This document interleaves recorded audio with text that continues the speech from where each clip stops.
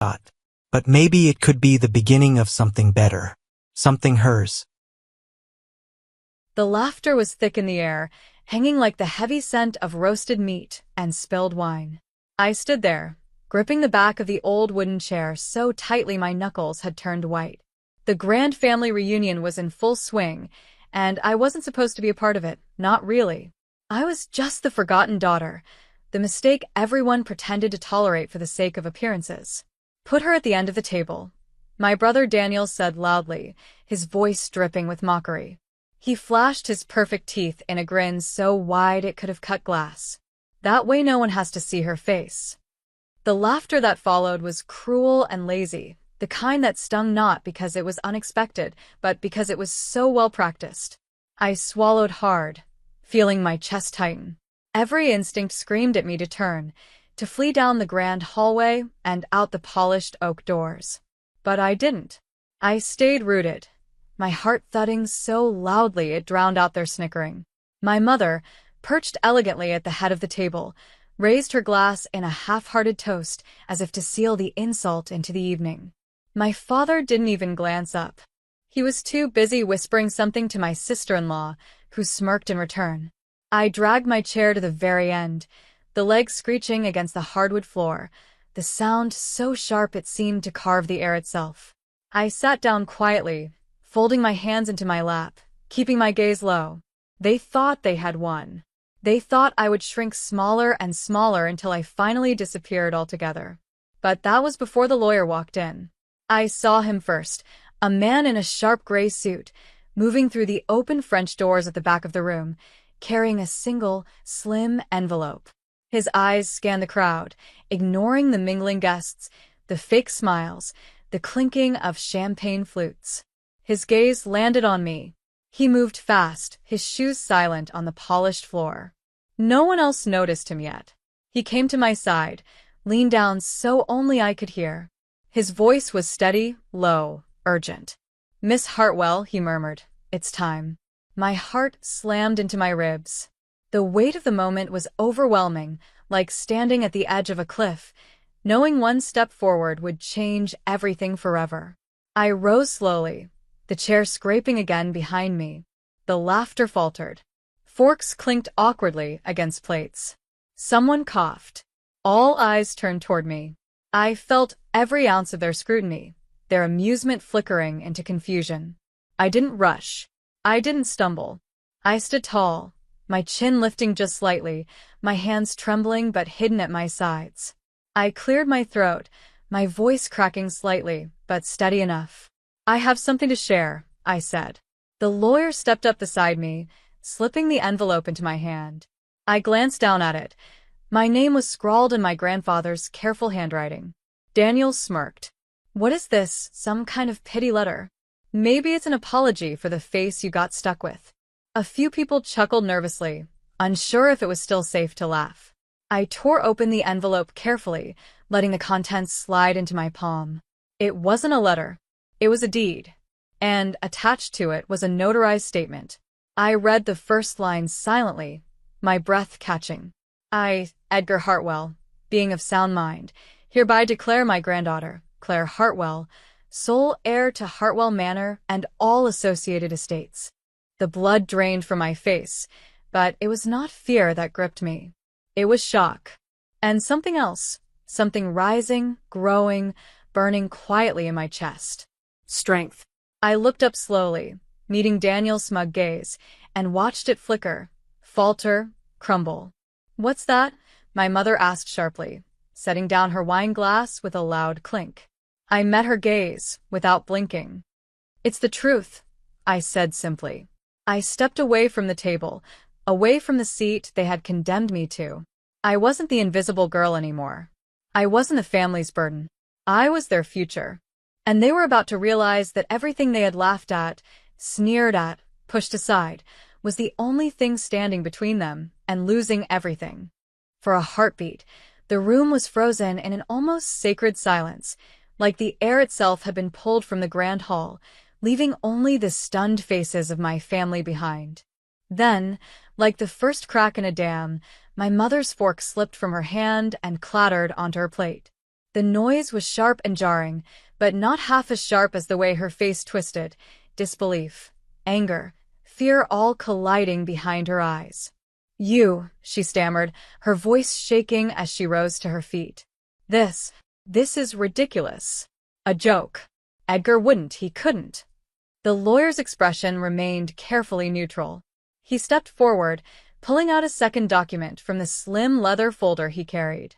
"I assure you, Mrs. Hartwell," he said, his tone as calm as a man describing the weather, "this is no joke. Mr. Edgar Hartwell amended his will shortly before his passing. It is legally binding and was witnessed by 2 independent parties." He laid the document on the center of the table like a weapon. I didn't move. I didn't need to. They were doing it to themselves. One by one, the smiles slid off their faces like melting masks. My father's mouth hung open, his cheeks burning a furious, blotchy red. My brother's fingers drummed nervously against the mahogany table, the cocky gleam in his eyes replaced by something brittle, something desperate. The guests, family friends, distant relatives, shifted uncomfortably in their chairs, sensing the seismic shift they were now helpless to stop. It was Daniel who recovered first, forcing a dry laugh from his throat. "Come on," he said, voice too loud, too forced. "You're telling me she owns Hartwell Manor? Her? The same Claire who dropped out of law school? The same Claire who couldn't even hold a job for more than 6 months?" More weak laughter rippled down the table, but it was brittle, dying quickly. I took a slow step forward. "No," I said quietly. "I'm not the same Claire." I let the words hang there, heavy and deliberate. Because I wasn't. I wasn't the shy, apologetic girl they thought they could shove to the end of the table anymore. I had spent years rebuilding myself in the shadows, putting my heart back together piece by broken piece. I had learned how to fight, not with cruelty, not with fists, but with patience and a quiet, burning strength. "I know I've made mistakes," I continued, my voice steady despite the hammering of my heart. "But those mistakes taught me how to survive, how to stand on my own." Daniel opened his mouth again, but my mother slammed her hand against the table, making the silverware jump. "Enough," she barked. Everyone flinched, even the lawyer. "Claire," she said, her voice syrupy now, too sweet to be real. "You don't understand. The manor, the properties, the estate, they're too much responsibility. You're young, emotional. You wouldn't even know what to do with it." Her words coiled around me like smoke, the old tactics rearing their heads again, belittlement masked as concern. I smiled. For the first time in years, I truly smiled. "I'll figure it out," I said simply. There was a pause, a long, aching moment where it felt like the ground might split open beneath us. Then the lawyer spoke again. "There's more." He pulled another envelope from his folder, thicker this time, and placed it next to the will. I blinked. Even I hadn't expected this part. Mr. Hartwell also transferred full ownership of the Hartwell Trust Fund to Miss Claire Hartwell, the lawyer said. My mother staggered back a step like she'd been struck. My father swore under his breath. Daniel paled, so fast I thought he might faint. The Hartwell Trust wasn't just the manor. It was the bank accounts, the stocks, the investments, the entire family fortune. And now it was mine. I looked around the room, meeting the wide, panicked eyes staring back at me. "You're lying," Daniel whispered, voice cracking. The lawyer calmly opened a file and slid a thick sheaf of papers across the table. "Here are the notarized transfer documents. Copies were sent to the bank this morning." No one spoke. No one moved. For once, the ones who had spent their lives making me feel small didn't know what to say. They were drowning in their own silence. I took a slow breath, feeling the weight of years lift from my shoulders like a broken chain finally snapping. I didn't need to scream. I didn't need to lash out. I had already won. Without anger. Without hate. Without becoming like them. And somehow, that made the victory all the sweeter. I straightened my shoulders, brushed a lock of hair behind my ear, and turned to leave. But just before I stepped through the French doors into the cool evening air, I paused. I turned back, locking eyes with my mother. "Don't worry," I said, voice soft but cutting through the thick air like a blade. "I'm not here to punish anyone. I'm here to rebuild what you tried to destroy." Then I smiled again, calm, strong, real. And I walked away. The last thing I heard behind me was the sound of glass shattering against the floor. The evening air outside was sharp and cold, slicing through the thin fabric of my dress. But I barely felt it. Inside, behind those heavy oak doors, the world I had known, the one where I was small, invisible, unwanted, had shattered. They could keep laughing at the memory of me, but they couldn't touch me anymore. Not now. I made my way across the long gravel driveway, the stones crunching beneath my heels, the weight of the moment still sinking in. The lawyer jogged a few steps to catch up. "Miss Hartwell," he said breathlessly, "there's something else you should know." I stopped walking, turning to face him. "You were right to stand your ground," he said. "Your grandfather believed in you more than anyone ever did." He left notes with his instructions. Personal letters. My heart twisted sharply. Grandpa. The only person who had ever looked at me without a layer of disappointment clouding his gaze. The lawyer pulled a small envelope from inside his jacket, this one addressed in the same familiar, shaky handwriting, and handed it to me with a small bow of his head. I stared at it for a long moment before slipping it carefully into my clutch. Not here. Not now. I needed to be alone when I read it. The stars above were blurry with unshed tears as I moved toward the waiting car. As I climbed inside, I caught a final glimpse of the grand manor glowing behind me like some ancient monster, beautiful, impressive, but filled with rot beneath its perfect skin. I whispered under my breath, a promise to myself. "I'll make it right. In my own way." The car pulled away, leaving behind more than just a building. I left behind a version of myself, too, one I would never let them summon back again. The days that followed felt like breathing for the first time. I didn't return to the manor immediately. I needed time. To think, to heal, to figure out what being Claire Hartwell, heir to everything, truly meant. For the first time, I wasn't surviving anymore. I was building. I spent long mornings sitting on a battered park bench, clutching cups of steaming coffee between my hands, scribbling ideas into a cheap spiral notebook. Not ideas for revenge. Ideas for restoration. There were dozens of properties attached to the Hartwell estate. Some had been neglected for decades, historic homes crumbling quietly on the outskirts of town, old community centers that had fallen into disrepair when the money dried up. Places that once meant something. And I realized, sitting there with the winter wind tugging at my hair, that I didn't want to be another Hartwell hoarding wealth in a mansion full of ghosts. I wanted to rebuild something real. I started small. The first project was a dilapidated library near the town's edge, a place my grandfather had once taken me when I was little, his hand warm and calloused around mine. I poured funds into its restoration, hiring local workers, consulting historians, breathing life back into every dusty shelf and broken window pane. At first, people were skeptical. Whispers followed me everywhere I went. The fallen daughter, the broken girl who had somehow clawed her way back to the top. But slowly, the whispers changed. The grand reopening of the library was a modest affair. No red carpets, no photographers, no champagne fountains.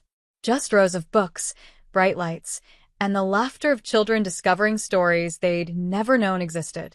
Standing there on that creaky wooden floor, watching the town's kids race from aisle to aisle, something cracked open inside me, a quiet, aching kind of happiness I hadn't felt in years. I wasn't just changing buildings. I was changing lives. Of course, not everyone was thrilled. It didn't take long for Daniel to come slithering back into my orbit. He found me outside the library one crisp morning, leaning against a gleaming black SUV, his sunglasses hiding whatever desperation might have been showing in his eyes. "Claire," he called, his voice laced with false warmth. "Long time no see, little sis." I didn't stop what I was doing, hanging a new donation sign near the entrance, but I tilted my head slightly to acknowledge him. "Daniel," I said flatly. He chuckled, a hollow, brittle sound. "Look, I get it. You're mad. You want to teach us a lesson. Fine. But don't you think it's time to move past all that family drama?" I mean, we're still blood, right? I wiped my hands on my jeans and finally turned to face him fully. He was thinner than I remembered. Paler. Like someone who had spent too long chasing things that never loved him back. I'm not mad, I said simply. I'm free. He blinked, thrown off balance. I stepped closer, my voice lowering. And you're right, I added. We are family. That's why I'll always hope you find your own way. But I'm not here to fix you. Daniel's mouth opened, but no words came out. I smiled gently. Not cruelly, not victoriously, but with genuine sorrow for the boy he had once been, and the man he had chosen to become. Take care of yourself, I said. Then I walked past him without another glance. It was one of the hardest things I'd ever done. And one of the most powerful. Because real strength isn't about crushing the ones who hurt you. It's about refusing to let their darkness touch you anymore. I sat on the edge of my small apartment's worn-out sofa, the envelope from the lawyer heavy in my hands. I had been avoiding it, afraid of what it might awaken inside me. Tonight, though, there was no running. No distractions. Just me, the cool hum of the night air, and my grandfather's final words. With trembling fingers, I opened it. Inside was a handwritten letter, pages of it, the ink shaky but strong enough to last. My dearest Claire, it began. I know when you read this, you'll have walked through fire already. And I know you'll think the world sees you the way your family has tried to. Small. Invisible. Wrong. But I see you, girl. I have always seen you. And you are none of those things. Tears blurred my vision, but I kept reading. This estate, this fortune, it's not your burden. It's your freedom. Use it not to rise above them, but to rise beyond them. Build something they could never understand. Heal the places they left broken. And most importantly, heal yourself. You were never their failure, Claire. You were always my greatest hope. The last line hit the hardest. Promise me one thing. Forgive them in your heart, but never let them drag you back into their darkness. I pressed the letter to my chest, letting the sobs come. For once, it wasn't pain that tore through me. It was release. The next day, I made a decision. No more waiting. I returned to the manor. The grand old house looked different now, less intimidating, almost tired. I walked through its dusty halls, each step echoing with memories. Birthday parties where I sat forgotten in corners, holidays where I was the afterthought. But I wasn't that girl anymore. In the main hall, the family portraits hung thick on the walls. Row after row of smug faces, frozen in time. I stopped in front of my father's painting. A man who had spent my whole life pretending I was invisible. I didn't tear it down. I didn't smash it. Instead, I hung a new portrait next to it, one of the town's library, freshly restored and glowing with life. Let the world see both sides of the story. I wasn't here to erase history. I was here to add to it. The manor's grand hall wasn't supposed to feel warm, but today it did. The final phase of the restoration project was complete. Old rooms that had been locked for decades were opened again, not for galas or showy parties, but for the town. An orphanage wing, a community art center, a free legal clinic. The house wasn't a symbol of power anymore. It was a symbol of hope. And today, the doors were thrown open for the first time. I stood near the front steps, dressed simply, no flashy jewelry or designer dresses. Just me, a clipboard, and a trembling heart. One by one, people started arriving. Single mothers clutching toddlers. Elderly couples smiling shyly. Young artists carrying sketchbooks under their arms. They weren't here to gawk. They were here to belong. Then, I saw them. My family. Standing awkwardly by the gates. Daniel. My father. My mother. They looked smaller somehow. As if the weight of what they had lost had finally settled on their shoulders. Daniel approached first, hands shoved deep into his pockets. I heard what you did, he said, voice low. The library. This place. I nodded but said nothing. He kicked at the ground, struggling for words. I didn't know you were capable of this, he muttered. I gave him a small smile. I didn't either. Until I had no choice but to find out. Behind him, my father watched, his jaw tight. My mother clutched her handbag, so tightly her knuckles were white. "You built something real," my father said finally, his voice hoarse. "Better than any of us ever did." It wasn't an apology, but it was the closest he could get. And honestly, it was enough. I took a breath, studying the swirl of old emotions clawing at my chest. "You're welcome to come in," I said gently, "if you want to see what hope looks like." They hesitated. Pride battled regret on their faces. But slowly, awkwardly, they stepped through the gates. Not as conquerors. Not as kings. But as guests. And somehow that felt right. Inside, the halls buzzed with life. Laughter echoed against the old stone walls. Paintings lined the once barren corridors. Children's voices bounced through the air like music. And at the center of it all, I stood. Not as the girl they tried to bury, but as the woman they couldn't ignore anymore. I found myself smiling, not out of bitterness, but out of something deeper. Something healing. Because real victory isn't about crushing the ones who hurt you. It's about becoming someone they can't help but respect, and forgiving them enough to let them witness it. Later that night, as the last guests trickled out and the manor quieted down, I found myself sitting alone on the front steps, staring up at the stars. I pulled out my grandfather's letter again, reading the last lines one more time. "Promise me you'll live in the light, Claire." "I promise," I whispered. And I meant it, with everything I had left inside me. The rain poured mercilessly, turning the streets into glistening rivers under the pale glow of streetlights. Ethan Hayes sprinted down the sidewalk, his worn boots splashing through puddles. He wasn't running to escape the rain. He was running toward the chaos ahead. A car had spun out of control on the slick road, crashing violently into a tree at the edge of a ravine. The sound of crunching metal still echoed in his ears as he reached the scene. The vehicle teetered dangerously, its front wheels barely gripping the muddy edge. Inside, a woman sat frozen, her face pale and her hands clutching the steering wheel. Ethan shouted, "Hey, don't move. I'll get you out."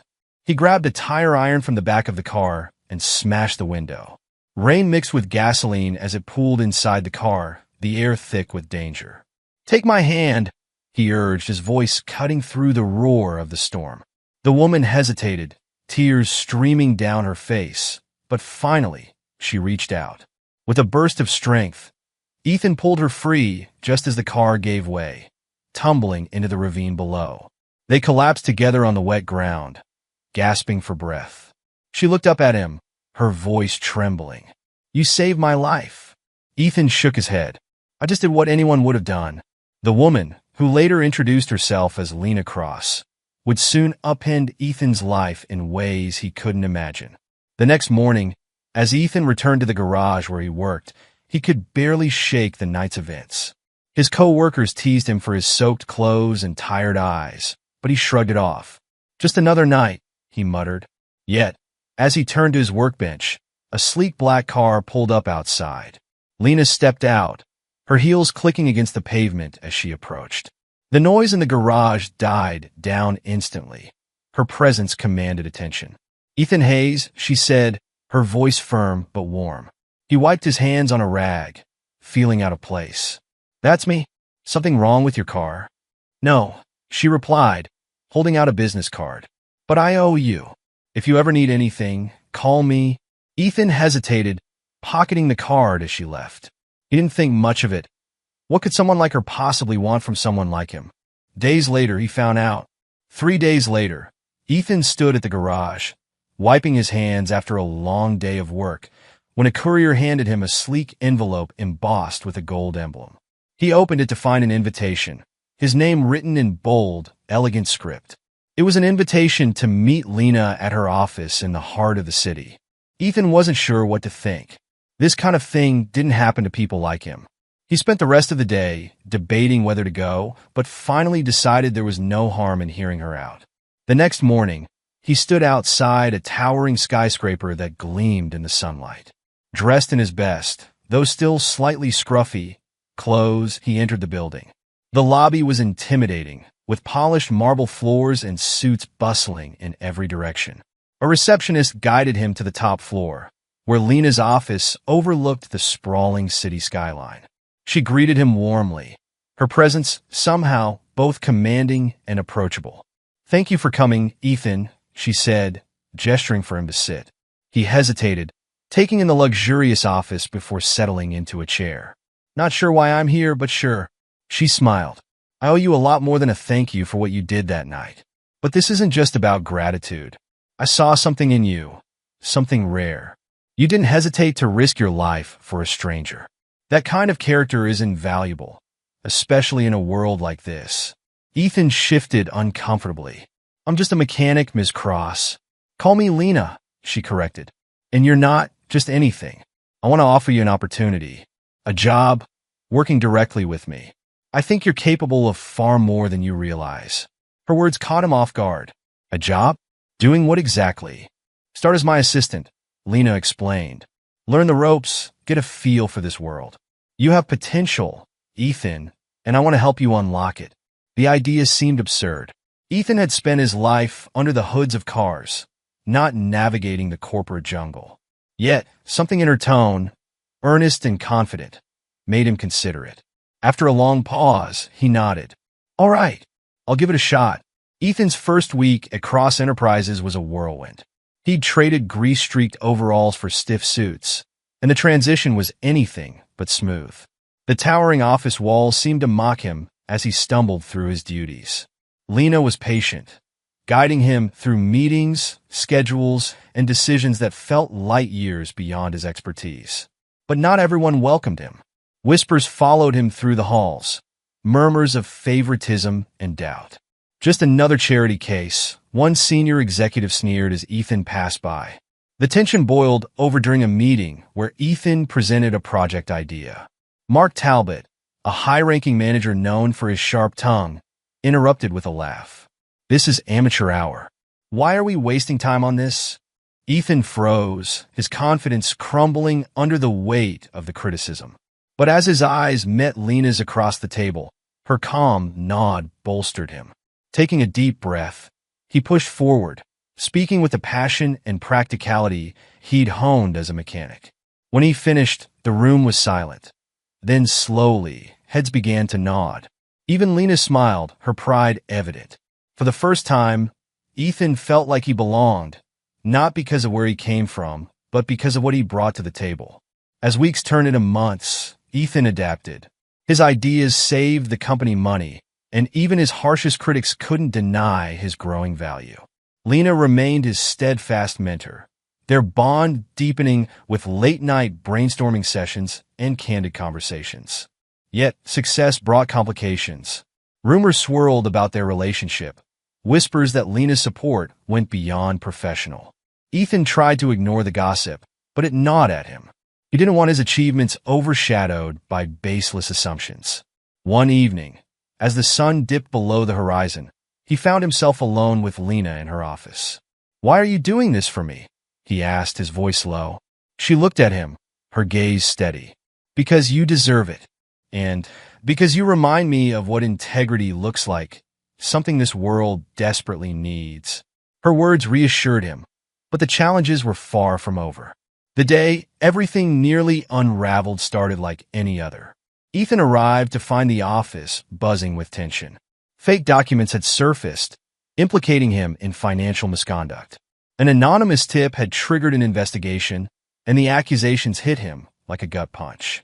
In a sterile conference room, he faced a panel of stern executives. "These are serious allegations, Mr. Hayes," one of them said gravely. Ethan's voice trembled. "I didn't do this. I swear." Lena stepped in, her tone firm. "I trust Ethan completely. We'll get to the bottom of this." True to her word, she and her assistant worked tirelessly. Within days, the trail led back to Mark Talbot, whose bitterness had driven him to sabotage Ethan. The truth came to light, clearing Ethan's name, but the ordeal left scars. "I can't keep fighting these battles," Ethan admitted to Lena afterward. "You don't have to prove anything to them," she said gently. "Just to yourself." Her words stayed with him. Ethan's journey wasn't just about success. It was about resilience, integrity, and finding his place in a world that seemed out of reach. And as he stood in Lena's office one evening, looking out over the city, he realized something. The man who had pulled her from the wreckage that stormy night was still in him. But now, he was stronger, more determined, and ready for whatever came next. Ethan's transformation was undeniable. The once timid mechanic who walked into Cross Enterprises now stood with confidence, shoulders back, eyes steady. He had proven himself time and again, silencing doubters with results that spoke louder than words. But success, as he had learned, was a double-edged sword. Though Mark Talbot had been dealt with, the corporate world was a constant battlefield, and Ethan still faced resistance from those who saw him as an outsider. Each challenge only fueled his determination, but it also weighed on him. His nights grew longer, and the demands of his new life left little time for anything else. One evening, Lena invited him to a charity gala hosted by Cross Enterprises. It was a dazzling event with crystal chandeliers, flowing gowns, and tuxedos as far as the eye could see. Ethan, dressed in a tailored suit Lena had insisted he wear, felt out of place among the city's elite. He wasn't here to fit in, though. He was here to represent the company. As the night wore on, Ethan noticed Lena moving through the crowd with her usual grace, effortlessly commanding attention. She made her way to him, holding 2 glasses of champagne. "Enjoying yourself?" she asked, a hint of amusement in her voice. "I feel like a fish out of water," he admitted, taking the glass. "But I'm surviving." Lena chuckled. "You're doing more than surviving, Ethan. Look around. People are starting to notice you, not just as my assistant, but as someone who belongs." Her words were encouraging, but Ethan couldn't shake the feeling that not everyone was on his side. As he scanned the room, he caught sight of a group of executives huddled together, their glances toward him anything but subtle. Among them was a man he didn't recognize, tall, with sharp features and an air of authority. "Who's that?" Ethan asked, nodding toward the man. Lena followed his gaze, her expression tightening. "That's Victor Crane. He's been eyeing a merger with Cross Enterprises for years. He's powerful, ruthless, and not someone to be underestimated." Ethan sensed there was more to the story, but before he could press further, Victor approached. "Lena," he said smoothly, extending a hand. "Always a pleasure." "Victor," Lena replied, her tone polite but cool. Victor's eyes shifted to Ethan. "And you must be the famous Ethan Hayes. I've heard quite a bit about you." Ethan extended a hand, meeting Victor's grip firmly. "Good things, I hope?" Victor's smile didn't reach his eyes. "Let's just say intriguing things." With that, he excused himself, leaving Ethan with a lingering sense of unease. The encounter with Victor marked the beginning of a new chapter in Ethan's journey. Weeks later, whispers of an impending hostile takeover filled the office. Victor Crane was making moves, and Lena was in his crosshairs. Cross Enterprises had weathered storms before, but this was different. Victor's influence was vast, and his tactics were underhanded. Ethan found himself pulled deeper into the fray. Lena trusted him with critical tasks, from gathering data to attending high-stakes meetings. Each day was a test of his resolve, his ability to navigate a world where alliances shifted like sand. But it wasn't just the corporate chess game that weighed on him. It was the toll it was taking on Lena. One late night, as they worked in her office, Ethan noticed the exhaustion etched into her face.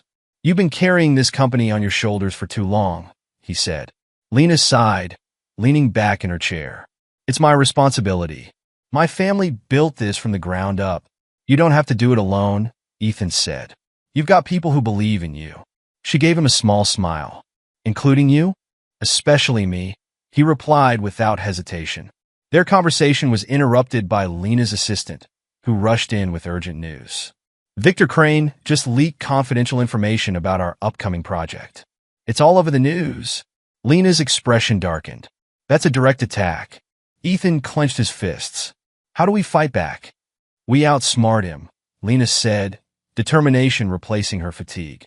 "And we make sure he knows we're not going down without a fight." The next few weeks were a whirlwind of strategy and counter-strategy. Ethan found himself stepping into roles he never imagined, negotiating with stakeholders, analyzing data, and even leading a team to secure key partnerships. Lena's mentorship was invaluable, but she also gave him room to prove himself. The turning point came during a crucial board meeting. Victor Crane had managed to sway several members to his side, and the atmosphere was tense. Ethan sat beside Lena, his heart pounding as the debate grew heated. When it was his turn to speak, Ethan stood, drawing on every ounce of courage he had. "I know I'm not what you'd expect in this room," he began. "I didn't come from money or power, and I don't have years of corporate experience. But what I do have is a perspective you can't buy, a perspective grounded in hard work and problem solving." He outlined a plan, using insights from his time as a mechanic to propose innovative solutions that would not only save the company money, but also position it for long-term success. By the time he finished, the room was silent. One by one, the board members nodded their agreement. Even Victor couldn't hide his frustration as he realized the tide had turned. Lena smiled proudly. "Well said, Ethan." With the takeover thwarted and Cross Enterprises stronger than ever, Ethan found himself at a crossroads. Lena offered him a permanent leadership position, a chance to continue climbing the corporate ladder. But as he stood in her office, looking out at the city, he felt a tug towards something else.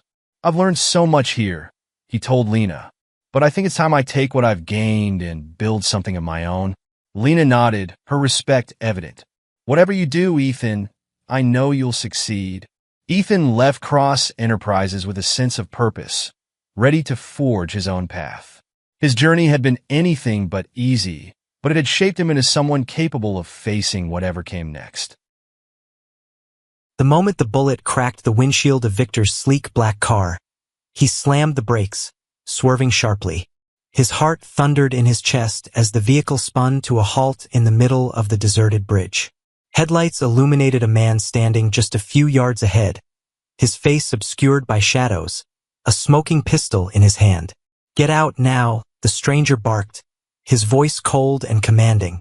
Victor glanced at the glove compartment, where his own firearm lay hidden.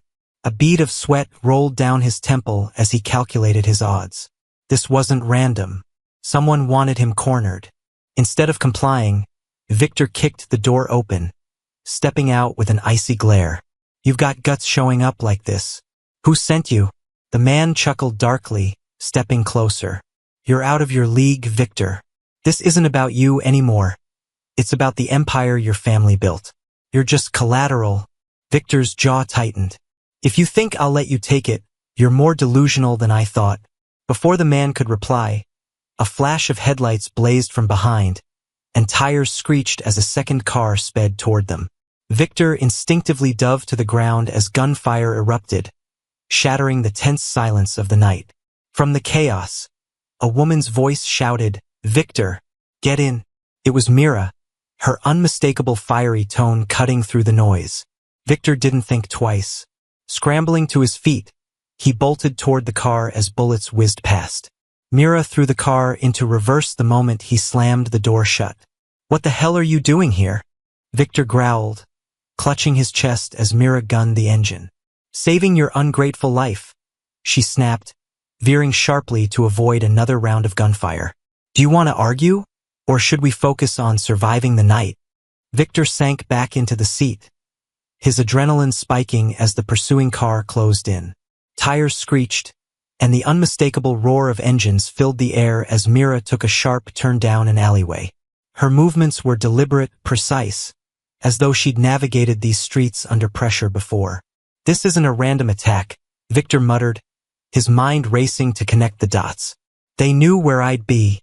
"No kidding," Mira shot back, throwing the car into another sharp turn. "Care to explain why you're suddenly on every hitman's radar?" Victor clenched his fists. The answer was obvious, but admitting it aloud was another matter. His father's empire, an intricate web of powerful allies, dangerous enemies, and dark secrets, was finally starting to collapse. And now, someone was using him as a pawn to bring it all crashing down. Myra's gaze flicked to him for a split second. "Who betrayed you?" Victor's silence was damning. "You don't know, do you?" Mira pressed.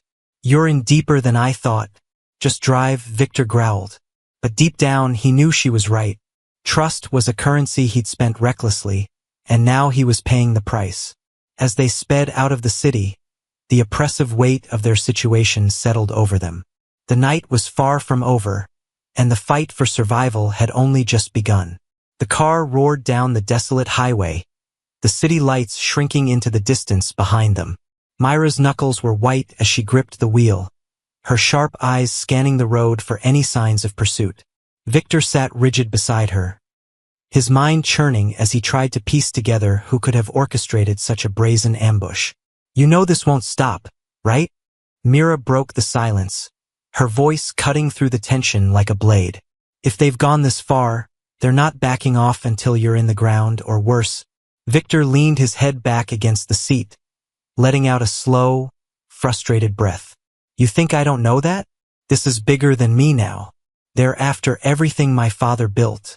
And tearing you apart is just their first step," Mira snapped.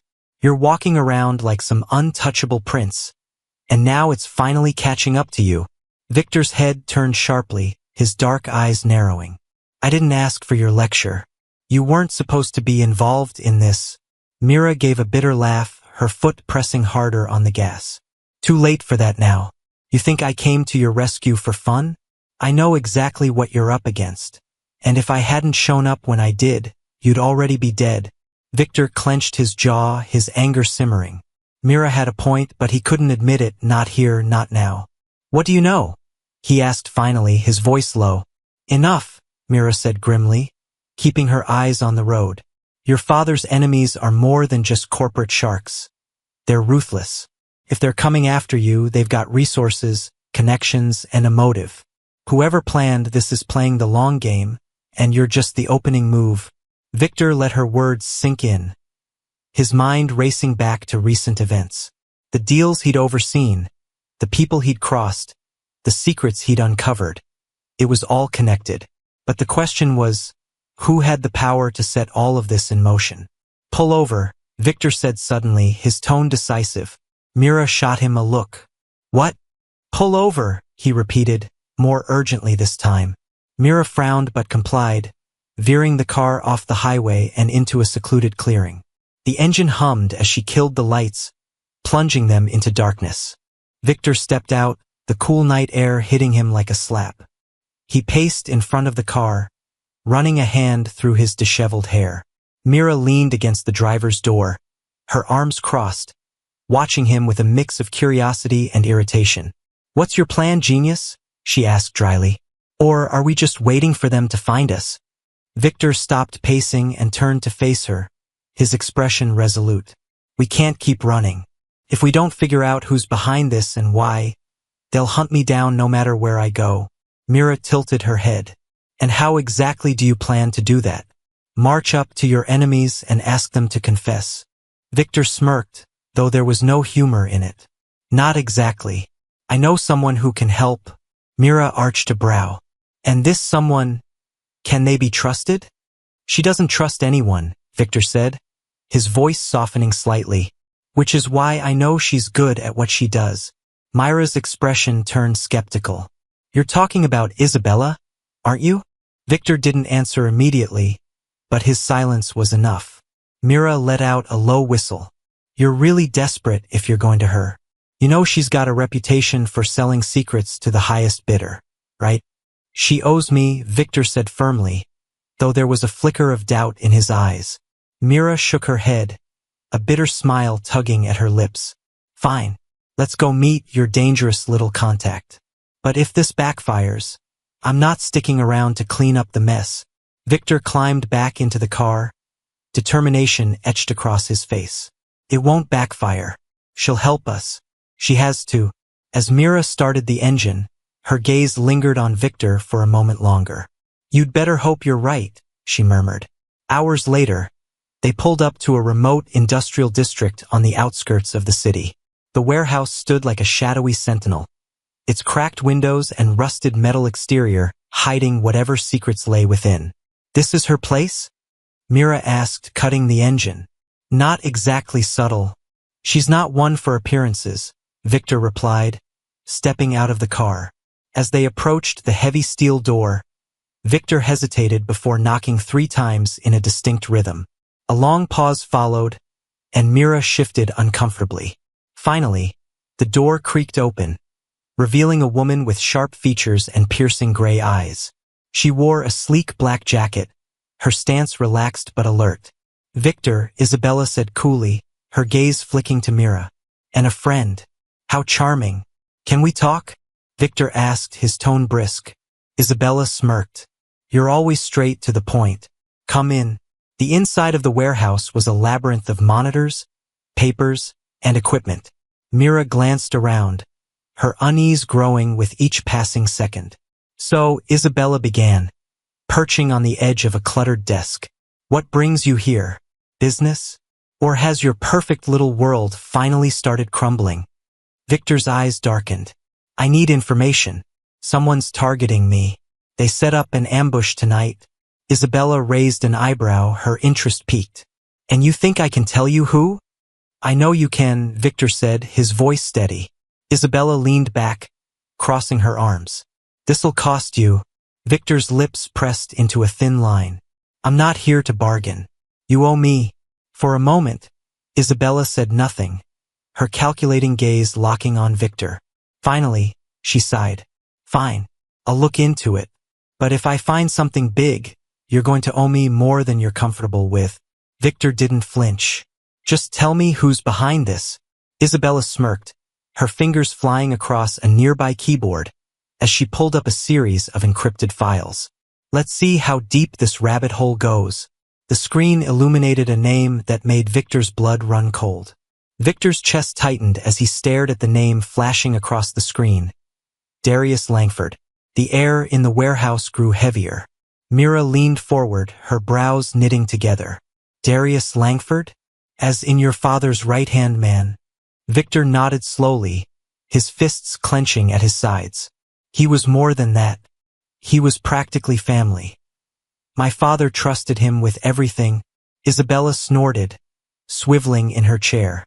"Well, looks like he didn't return the favor. Darius has been busy. His name's been tied to at least 3 hostile takeovers in the last 6 months. And I'm betting your empire is next." Victor's jaw tightened. The betrayal stung deeper than any bullet ever could. "Do you have proof he's behind the ambush?" Isabella leaned back, smirking. "Not yet, but I've got a lead. Turns out, your old buddy Darius has been working with some interesting characters lately. Mercenaries, hackers, you name it. He's building an army, Victor. And he's targeting you for a reason." Victor's voice was ice cold. "What reason?" Isabella shrugged. "That's for you to figure out. All I know is he's putting a lot of money and effort into this. My guess? It's personal." Mira crossed her arms, her voice laced with skepticism. "And you're just giving us this information out of the kindness of your heart?" Isabella smirked. "Let's just say, if Darius takes Victor down, the ripple effects could hurt some of my other clients. I'm invested in keeping him alive. For now." Victor stepped forward, his tone sharp. "Where can I find him?" "That's where it gets tricky," Isabella replied, her fingers flying over the keyboard again.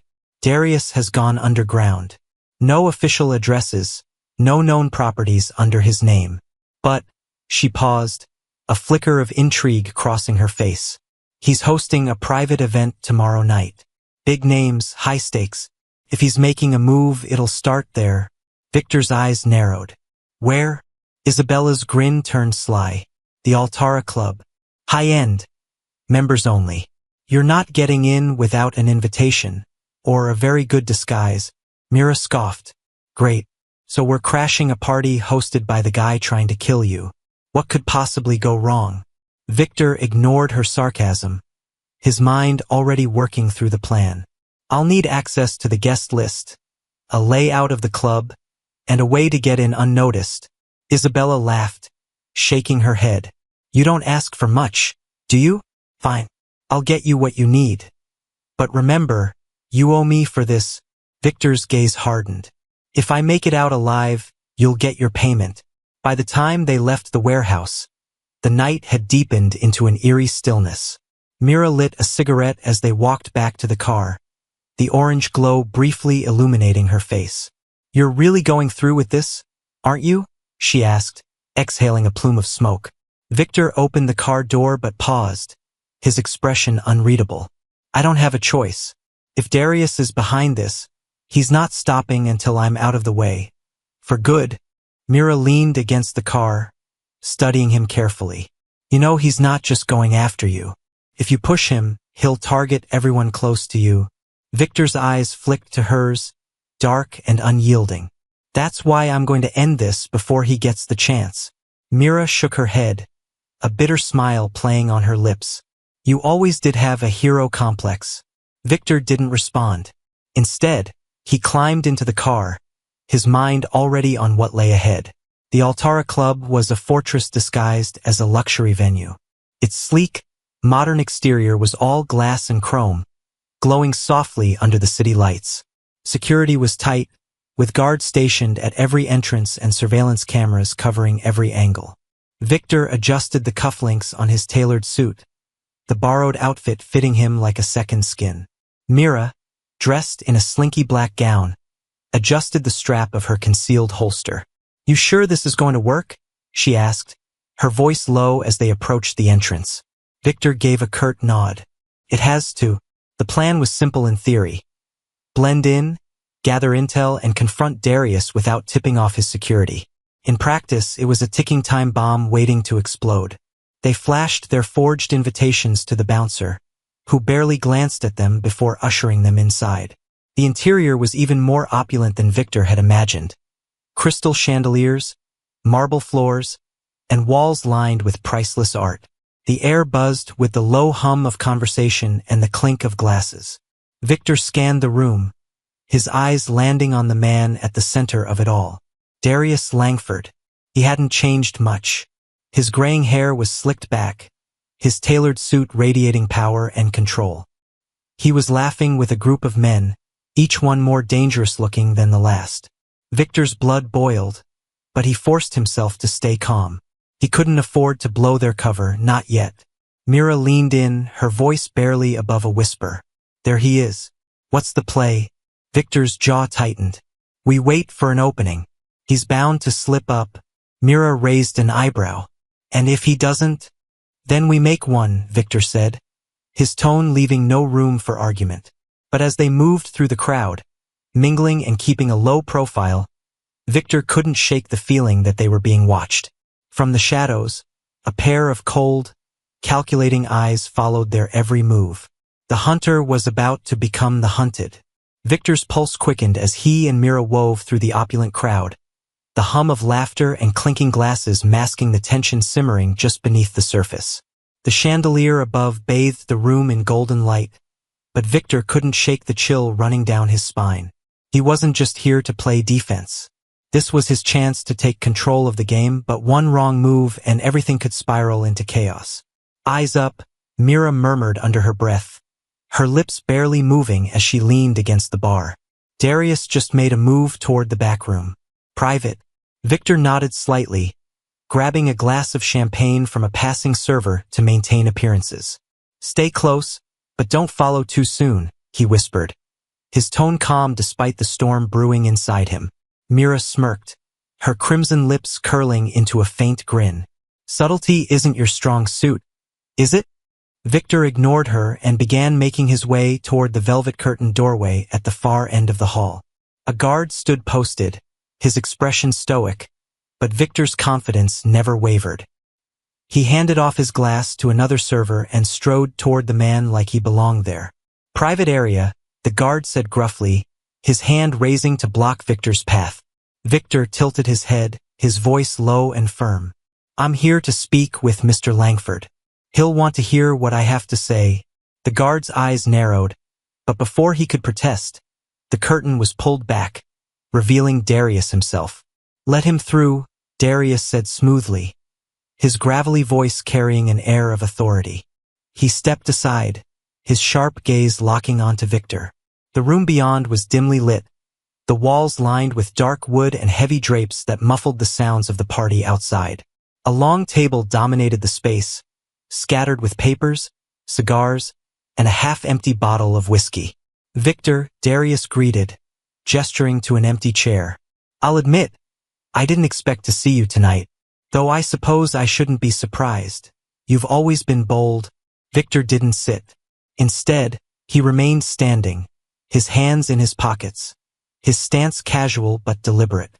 Boldness runs in the family, doesn't it? He replied, his tone cold. Darius chuckled, leaning back in his chair. Still sharp-tongued, I see. But tell me, what brings you here? Surely you didn't come to reminisce? Victor stepped closer, his voice dropping. I know what you've been doing. The ambush, the deals, the sabotage, you've been dismantling my family's empire piece by piece. And now you're coming after me. Darius's smile faded, his expression hardening.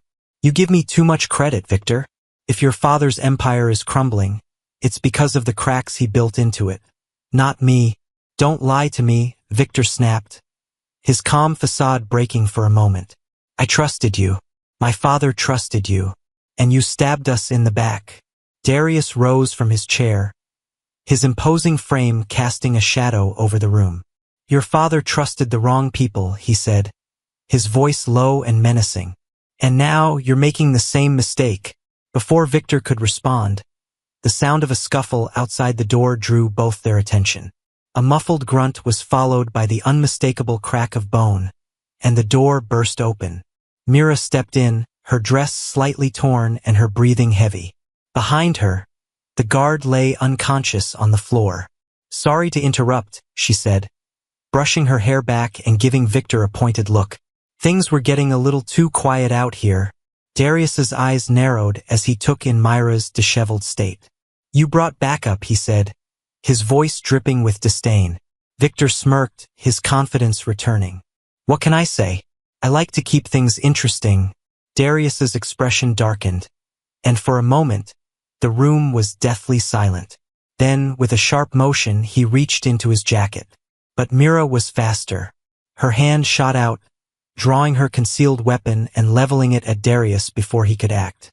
Not tonight, old man, she said, her voice steady. Darius raised his hands slightly, a slow smile spreading across his face. Impressive. You've chosen your allies well, Victor. But this changes nothing. Victor stepped forward, his tone icy. Oh, it changes everything. I'm not here to plead or negotiate, Darius. I'm here to end this. Darius's smile turned into a sneer. You don't have the stomach for what it'll take to win this game, Victor. You never did. Victor's eyes burned with fury, but he forced himself to stay calm. We'll see about that. The tension in the room was razor-sharp, and it was clear that this confrontation was only the beginning. The war between Victor and Darius had just escalated, and there would be no turning back. Victor didn't waver, his glare fixed on Darius as the tension in the room thickened. Myra's steady aim didn't falter, her gun trained on the man who had once been like family to Victor. You've played this game for a long time, Victor said coldly, stepping closer. You've manipulated, betrayed, and dismantled everything my family built. But tonight, the rules change. Darius chuckled, his hands still raised. You think this ends here? You think pointing a gun at me puts you in control? His eyes flicked to Mira. Your little stunt doesn't scare me, sweetheart. Good, Mira replied dryly. I wasn't going for scared. I was going for shut up. Victor's lips twitched into a smirk, but his tone remained icy. You're done, Darius. Whatever you've been planning, it's over. Darius lowered his hands slowly, his gaze sharp and calculating. You've got guts, Victor, I'll give you that. But you don't understand the bigger picture. I'm not just coming for you. I'm coming for everything your family ever stood for. Your empire, your name, your legacy. All of it. Victor clenched his fists. Why? Why betray us? You were my father's most trusted ally. Darius leaned against the table, his grin turning vicious. Trusted? That's where your father went wrong. Trust is a weakness. Your family built an empire on lies and exploitation, and I was nothing more than a tool to keep it running. But I'm not a tool anymore. Victor stepped forward, his voice rising. So, this is about revenge? Destroying everything because you felt slighted? Darius's smirk deepened. It's not revenge. It's justice. And you, Victor, are just collateral damage. Before Victor could respond, Mira cut in. We're wasting time. Either we get what we came for, or we walk out and leave him for the authorities. Darius barked a laugh. Authorities? You think they scare me? I've got half the city in my pocket. And as for you two, he straightened, his expression turning deadly. You won't make it out of here alive. The words had barely left his mouth when the door to the private room burst open, and two armed men stormed in. Mira spun instinctively, firing a shot that struck one man in the shoulder, sending him crashing to the ground. The second lunged at Victor, tackling him to the floor. The two grappled as Mira ducked behind the table, using it as cover while exchanging gunfire with more guards who flooded the room. Victor twisted beneath his attacker, landing a hard elbow to the man's jaw before rolling free. He grabbed a heavy crystal ashtray from the table and swung it with all his strength, knocking the man unconscious. Mira! Victor shouted, his voice cutting through the chaos. I'm a little busy here, she called back, firing another shot that narrowly missed Darius, who was retreating toward a hidden door at the back of the room. Victor's heart pounded as he scrambled to his feet. He's getting away. Then go, Mira yelled, reloading her weapon without missing a beat. Victor didn't hesitate. He bolted toward the hidden door, kicking it open with a force that echoed down the dimly lit corridor beyond. Darius was already halfway down the hall, his steps hurried but steady. Darius! Victor's voice boomed, his footsteps echoing as he sprinted after him. Darius glanced back, his expression a mix of anger and amusement. Still chasing shadows, Victor. You'll never catch me. Victor's blood boiled as he pushed himself harder, closing the distance between them. His muscles burned, but he couldn't let Darius slip away. Not now. At the end of the corridor, Darius darted into a stairwell, taking the steps two at a time. Victor followed, his breath ragged but his determination unwavering. When he burst onto the rooftop, the cold night air hit him like a wall. Darius stood near the edge, his silhouette framed by the city skyline. You really don't know when to quit, Darius said, his voice carrying over the wind. Victor stepped closer, his chest heaving. This ends now. Darius laughed, the sound bitter and hollow. You still don't get it, do you? Even if you stop me, the damage is already done. Your family's empire is crumbling, and there's nothing you can do to save it. Victor shook his head, his eyes blazing. You think I care about the empire? This isn't about money or power. It's about justice. For my father. For everyone you've betrayed. Darius's expression hardened, his hand reaching into his jacket. But Victor was faster. In a blur of motion, Victor lunged forward, grabbing Darius's wrist and twisting it. A gun clattered to the rooftop as the two men grappled, their struggle a brutal clash of strength and desperation. Darius threw a punch, but Victor ducked, driving his shoulder into Darius's chest and slamming him against the rooftop's edge. You've lost, Victor growled, his voice low and dangerous. Darius sneered, blood dripping from the corner of his mouth. Maybe, but if I'm going down, I'm taking you with me. With a sudden burst of strength, Darius shoved Victor back, sending him stumbling. But Victor recovered quickly, his resolve unshaken. Not tonight, Victor said coldly, delivering a sharp blow to Darius's gut. The older man crumpled, gasping for air. Before Victor could press further, the sound of sirens pierced the night. Blue and red lights illuminated the rooftop as police vehicles surrounded the building below. Mira appeared at the rooftop door, her dress torn and her hair wild but her expression victorious. Guess who called in backup? She said, smirking. Victor stepped back, his chest rising and falling as he stared down at Darius. It's over. Darius glared up at him, his voice a venomous hiss. This isn't over, Victor. Not by a long shot. Victor didn't reply. He turned and walked away as the police stormed the rooftop, their shouts filling the air. Mira joined him, her smirk softening into a satisfied smile. You did it. Victor shook his head, his expression grim. Not yet. This was just the beginning.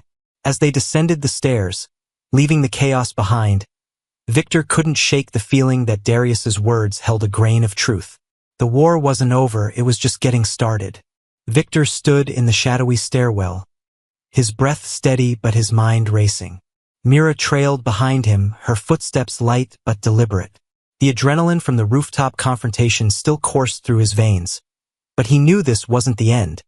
It was just one battle in a much larger war. As they reached the ground floor, the scene outside was chaos.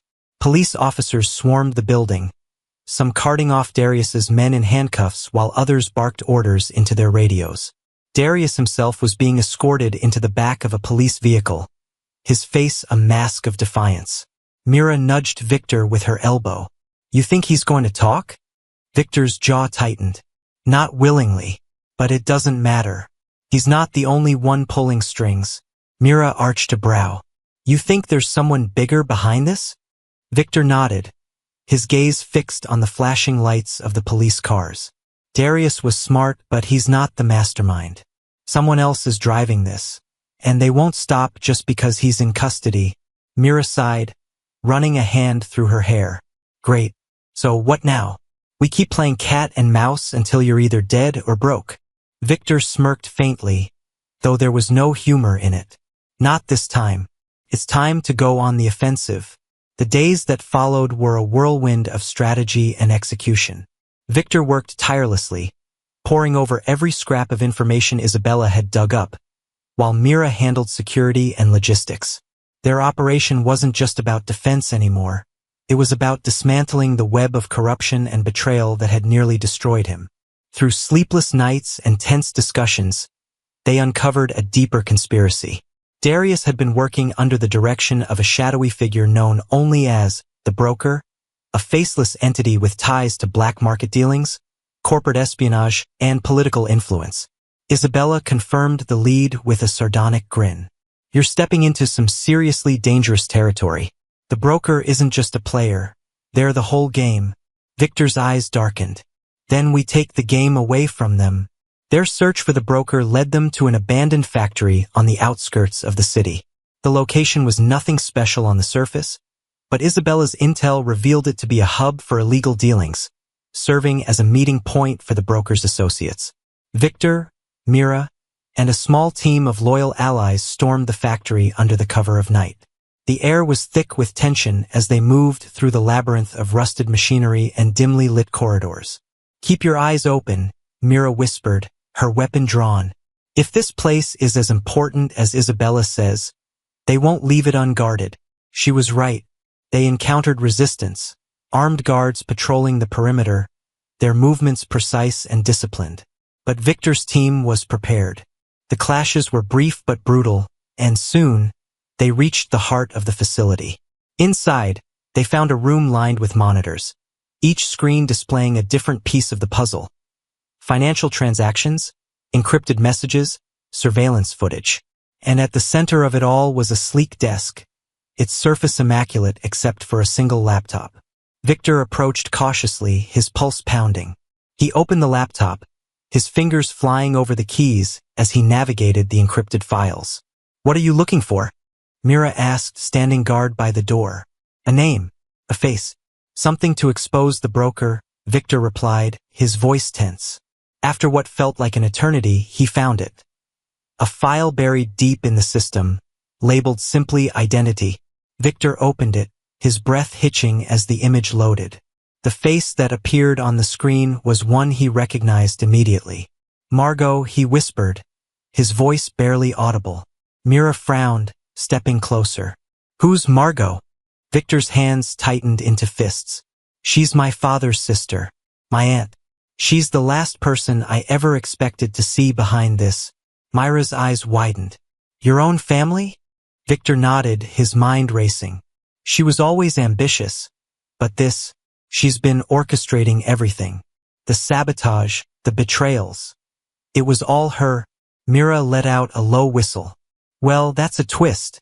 Confronting Margot wasn't easy. She was as cunning as she was ruthless, and she didn't go down without a fight."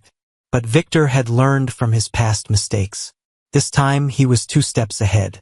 With the evidence he'd uncovered, he exposed her network to the authorities, dismantling her operations piece by piece. Margot's fall was swift and decisive, her allies abandoning her as the weight of her crimes came crashing down. But even as she was led away in handcuffs, her parting words lingered in Victor's mind. "You think this is over?" she hissed, her eyes burning with defiance. "This empire you're trying to rebuild, it'll never stand. You're just like your father, and you'll fail just like he did." Victor watched her go, her words a distant echo as the chaos settled around him. Weeks later, Victor stood on the balcony of his penthouse, the city sprawling out before him. The battle had been won, but the scars it left behind were deep. Mira joined him, a glass of whiskey in hand. "So what now? You've taken down the bad guys, reclaimed your name. Is this where you ride off into the sunset?" Victor chuckled softly, though his expression was pensive. "Not quite. There's still work to do. My father's legacy, it's not just about power or money. It's about rebuilding something stronger, something better." Mira raised her glass. "Here's to doing things the hard way." Victor clinked his glass against hers, a small smile tugging at his lips. "Here's to doing things the right way." As the city lights glittered around them, Victor knew the road ahead wouldn't be easy. But for the first time in a long time, he felt ready to face whatever came next. Because this time, he wasn't just fighting to survive, he was fighting to build something worth standing for.